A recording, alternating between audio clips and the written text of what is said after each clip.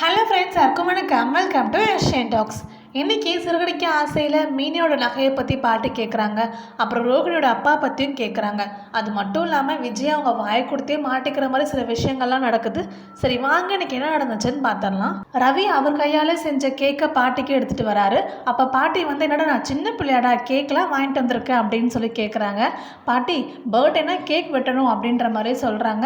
என்னமோ போங்கப்பா அப்படின்னு பாட்டியும் சொல்கிறாங்க. அதுக்கப்புறம் ரோகிணி வந்து வாங்க உங்களுக்கு நான் மேக்கப் பண்ணி விடுறேன் அப்படின்னு சொல்கிறாங்க.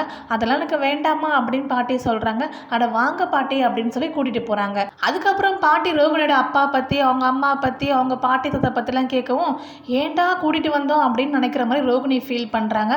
அதுக்கப்புறம் ஒரு வழியாக சமாளித்து பாட்டியை அமுச்சு விட்டுறாங்க. அப்புறம் அண்ணாமலை வந்து அவங்க அம்மாக்காக ஒரு குட்டி சர்ப்ரைஸ் ஒன்று பண்ணார். அது என்னன்னா, அவர் ஒரு ஃப்ரெண்டுகிட்ட சொல்லி 2 ஐயரை வீட்டுக்கு அழைச்சிட்டு வந்தார். அவங்க பூஜைலாம் பண்ணி பாட்டிக்கு வந்து மாலைலாம் போட்டாங்க. அதுக்கப்புறமேட்டுக்கு அம்மனுக்கு சாத்தின புடவை வந்து பாட்டிக்கு கிஃப்டாக கொடுத்தாங்க. இதெல்லாம் பார்த்த பாட்டி ரொம்ப சந்தோஷப்படுறாங்க. அதுக்கப்புறம் எல்லாருமே ஆசீர்வாதம் வாங்க சொல்கிறாங்க. அப்புறம் மீனா மட்டும் இல்லை பாட்டி நான் அப்புறமா வாங்கிக்கிறேன், அவர் ஒன்றும் வரல அப்படின்ற மாதிரி சொல்கிறாங்க. அப்புறம் பாட்டியும் எங்கே தான் போனான் அவன், என் பர்த்டே அதுமா எப்படி பண்ணுறானே அவன் அப்படின்னு சொல்லி கேட்குறாங்க. ஏதாவது முக்கியமான வேலையாக இருக்கும் பாட்டி அப்படின்னு சொல்லி மீனாவும் சொல்லி சமாளிக்கிறாங்க. ஆனால் மீனா ஃபோன் பண்ணிகிட்டே இருக்காங்க, முத்து எடுக்கவே இல்லை. இப்போ பாட்டிக்கு அண்ணாமலை கிஃப்ட் கொடுத்துட்டாரு இல்லையா, இதை பார்த்த விஜயாவுக்கு பொறுக்கலை. உடனே மனோஜ் கிட்ட பேச ஆரம்பிக்கிறாங்க. என்னடா உங்கள் அப்பா இப்படிலாம் கிஃப்ட் பண்ணியிருக்காரு, என்கிட்ட சொல்லவே இல்லை. இவங்களுக்கு இந்த பூஜைலாம் ரொம்ப பிடிக்கும்டா. அப்போ அந்த ஸ்பெஷல் கிஃப்ட் உங்கள் அப்பாவுக்கு தான் போகும் போல். சரி பரவாயில்ல, உங்கள் அப்பாவுக்கு போனான்னா எனக்கு வந்தா என்ன, எப்படி இருந்தாலும் அவர்கிட்ட போச்சுன்னா நான் தான் வாங்கிக்க போகிறேன், பார்த்துக்கலாம் விடு அப்படின்னு சொல்லிட்டு அந்த கிஃப்ட்டு மேலே கண்ணு குறியாகவே வச்சுட்டு இருக்காங்க. அதுக்கப்புறமேட்டுக்கு என்ன நடக்குதுன்னா, மீனாவை எல்லா வேலையும் பார்த்துட்டு இருக்காங்களா. இதை பார்த்த பாட்டிக்கு வந்து கோவம் வந்துருச்சு. என்ன நீயே எல்லாத்தையும் பண்ணிட்டு உட்காந்துருக்க, இந்த வீட்டில் மற்றவங்களாம் என்ன பண்ணுறாங்க, நீ ஏன் இன்னுமே ரெடியாகாமல் இருக்க, போய் ரெடியாக போ அப்படின்னு சொல்லி அனுப்பி விட்றாங்க. அப்போ தான் விஜயா வந்து மீனா வேலைலாம் முடிச்சிட்டியா அப்படின்னு சொல்லி கேட்குறாங்க. பாட்டிக்கு வந்து இன்னும் கோவம் ஜாஸ்தியாயிருச்சு. என்ன நினச்சிட்டு இருக்க நீ, இவ தான் எல்லா வேலையும் செய்யணுமா, மற்றவங்களாம் என்ன பண்ணுறாங்க, மனோஜ் பொண்ணாட்ட என்னடா பண்ணுறா, வந்து வேலை செய்ய சொல்லிட்டா அப்படின்னு சொல்லி கேட்குறாங்க.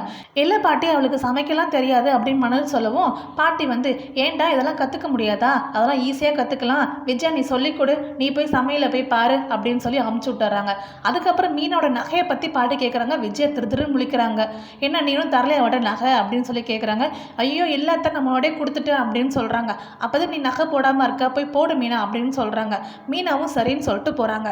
பாட்டி மீனோட நகையை பற்றி கேட்கவும் மனோஜுக்கு பயம் வந்துருச்சு. ஐயோ அம்மா என்னம்மா பண்ணுறது, இப்போ மீனா நகையை போட்டானா பாட்டி கண்டுபிடிச்சிருவாங்களா கவரின் அப்படின்னு சொல்லி கேட்குறாரு. நீ வாயை மட்டும் சும்மா இருடா, நீயே காட்டி கொடுத்துரு போல, போடா அப்படின்னு சொல்லிட்டு மனோஜை துரத்தி விடுறாங்க. அதுக்கப்புறம் பார்வதி தூக்க முடியாமல் தூக்கிட்டு கிஃப்ட்டு தூக்கிட்டு வராங்க.